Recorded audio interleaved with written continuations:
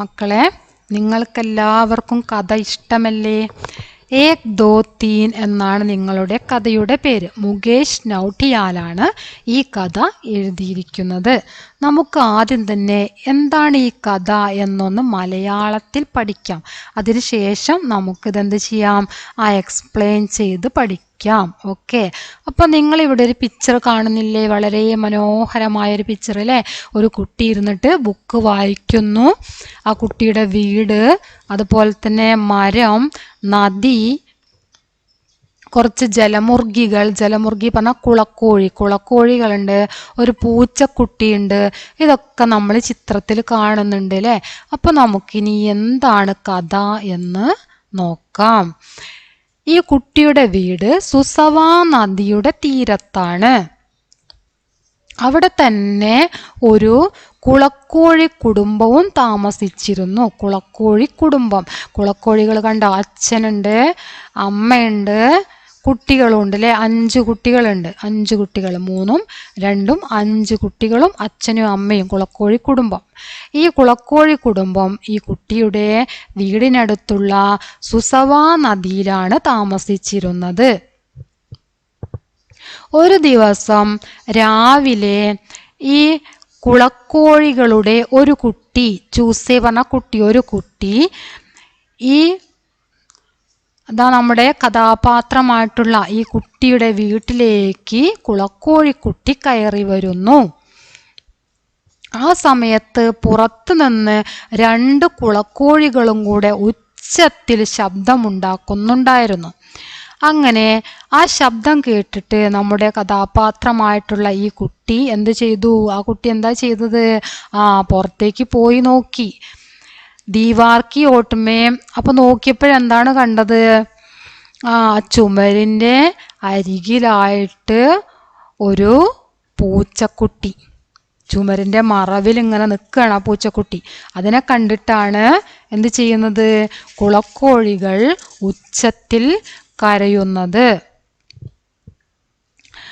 ആ കുളക്കോഴികൾ കരയുന്ന നേരത്ത് ഈ കുട്ടി എന്ത് ചെയ്തു? നമ്മുടെ കഥാപാത്രം ഇറങ്ങി ചെല്ലുകയാണ്. ആ സമയത്ത് ഈ കുട്ടിയെ കണ്ട ഉടനെ തന്നെ പൂച്ചക്കുട്ടി എന്ത് ചെയ്തു? ഓടിപ്പോയി. കണ്ടോ? പൂച്ചക്കുട്ടി ഓടിപ്പോയി. ലേക്കിൻ ജലമുർഗിയാൻ ഷോർ മചാത്തി രഹി. എന്നിട്ടും ഈ കുളക്കോഴികൾ എന്താ ചെയ്യുന്നത്? കുളക്കോഴികൾ ഇങ്ങനെ കരഞ്ഞോണ്ടിരിക്കുകയാണ്. അച്ഛനും അമ്മയാണിത് അല്ലേ? 2 വലിയ കുളക്കോഴികളാണ്. അവരിങ്ങനെ കരഞ്ഞോണ്ടേയിരിക്കുന്നു. പൂച്ചേനെ കണ്ടിട്ടാണെന്ന് കരുതി പൂച്ച ഓടിപ്പോയി. ഓടിപ്പോയിട്ട് എന്താ അവർ ചെയ്യുന്നത്? അവർ കരഞ്ഞോണ്ട് തന്നെ ഇരിക്കുന്നു. അപ്പോൾ ഈ കുട്ടി എന്ത് ചെയ്തു? കുട്ടി അകത്ത് വന്ന് നോക്കി. കുട്ടി അകത്തേക്ക് വന്ന് നോക്കിയപ്പോൾ എന്താ കണ്ട കാഴ്ച? അവിടെ എന്തുണ്ട്? ആ കുളക്കോഴിയുടെ കുട്ടികളുണ്ട് അല്ലേ? ഒന്ന് എവിടെയാ നിൽക്കുന്നത്? ഒന്ന് തറയിൽ നിൽക്കുന്നു, ഒന്ന് ഇവിടെ തറയിലുണ്ട്. ഒന്ന് സോഫേൻ്റെ താഴെയായിട്ടും ചെന്ന് നിൽക്കുന്നുണ്ട്. ഒന്ന് കണ്ടോ? സോഫേൻ്റെ താഴെ ചെന്ന് നിൽക്കണ്. ഒന്ന് തറയിൽ നിൽക്കുന്നുണ്ട്, ഒന്ന് സോഫേൻ്റെ താഴെയും ചെന്ന് നിൽക്കുന്നുണ്ട്. അപ്പോൾ ഈ കുട്ടി എന്ത് ചെയ്തു? കുട്ടി ഈ കുളക്കോഴി കുഞ്ഞുങ്ങളെ അവരുടെ അമ്മയുടെയും അച്ഛൻ്റെയും അടുത്തേക്ക് കൊണ്ടുചെന്ന് വിട്ടു. എന്നിട്ടും ജലമുർഗികൾ എന്താ ചെയ്യുന്നത്? ആ വലിയ കുളക്കോഴികൾ വീണ്ടും കരഞ്ഞോണ്ടേ ഇരിക്കുകയാണ്. ഈ 2 കുട്ടികളെ അവിടെ എത്തിച്ചു. അവിടെ എത്തിച്ചിട്ടും ഈ കുളക്കോഴികൾ വീണ്ടും കരഞ്ഞോണ്ടിരിക്കുകയാണ്. ആ സമയത്ത് ഒരു കൊതുക് ഈ കുട്ടിയുടെ അരികിലൂടെ അങ്ങനെ പറന്നുപോയി. കുട്ടിയുടെ അരികിലൂടെ കൊതുക് പറന്നു പോയപ്പോൾ അതിനെ ഓടിക്കാൻ വേണ്ടിയിട്ട് എന്ത് ചെയ്തു? കൈ അങ്ങോട്ട് കൊട്ടി. ആ കൊതുകിനെ അടിക്കാൻ വേണ്ടിയിട്ട് കൈ കൊട്ടിയ സമയത്ത് ആ ശബ്ദം കേട്ടിട്ട് കട്ടിലിന് താഴെ നിന്ന് കുളക്കോഴി കുഞ്ഞുങ്ങൾ പുറത്തേക്ക് ഓടിപ്പോയി. എന്തിനു വേണ്ടിയിട്ടാണ് കൈ അടിച്ചത്? കൊതുകിനെ കൊല്ലാൻ വേണ്ടിയിട്ടാണ് അല്ലേ? പക്ഷേ ആ ശബ്ദം കേട്ടിട്ട് പളങ്കക്കെ നീച്ചെ ചുപ്പ ചൂസ, കട്ടിലിന് താഴെ ഒളിച്ചു നിന്നിരുന്ന കുളക്കോഴി കുഞ്ഞ് പുറത്തേക്ക് ഓടിപ്പോയി. എന്നിട്ടും ഈ കുളക്കോഴി കരച്ചിൽ നിർത്തുന്നില്ല. ഈ കുളക്കോഴികൾ അപ്പം 3 കുട്ടികൾ കുളക്കോഴികളുടെ അടുത്തെത്തി അല്ലേ? 3 കുട്ടികളെത്തി. എന്നിട്ടും ആ കുളക്കോഴികൾ എന്ത് ചെയ്യുന്നില്ല? കരച്ചിൽ നിർത്തുന്നില്ല. അപ്പോൾ ആ കുട്ടി വീണ്ടും അവിടങ്ങളിൽ ആകെ തെരഞ്ഞു നോക്കുകയാണ്.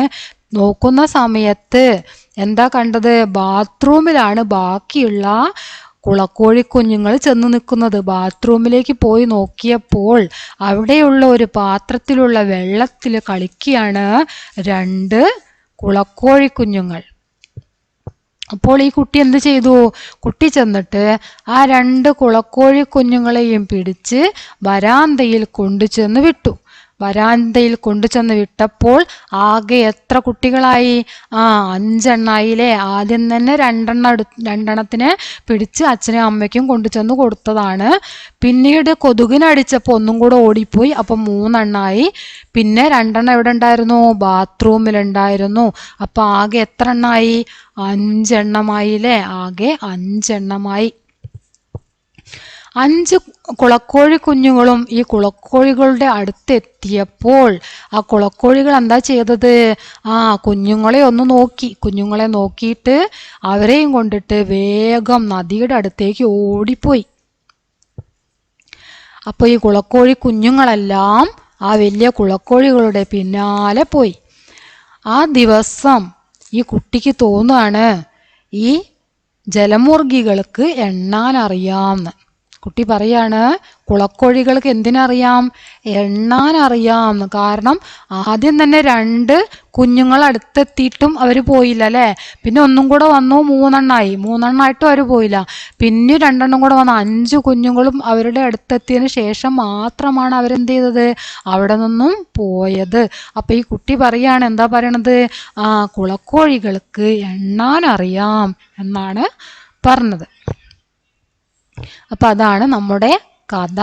ഇനി ഇതിനെ എക്സ്പ്ലെയിൻ ചെയ്യുന്ന വീഡിയോ നമുക്ക് അടുത്ത ക്ലാസ്സിൽ എടുക്കാം.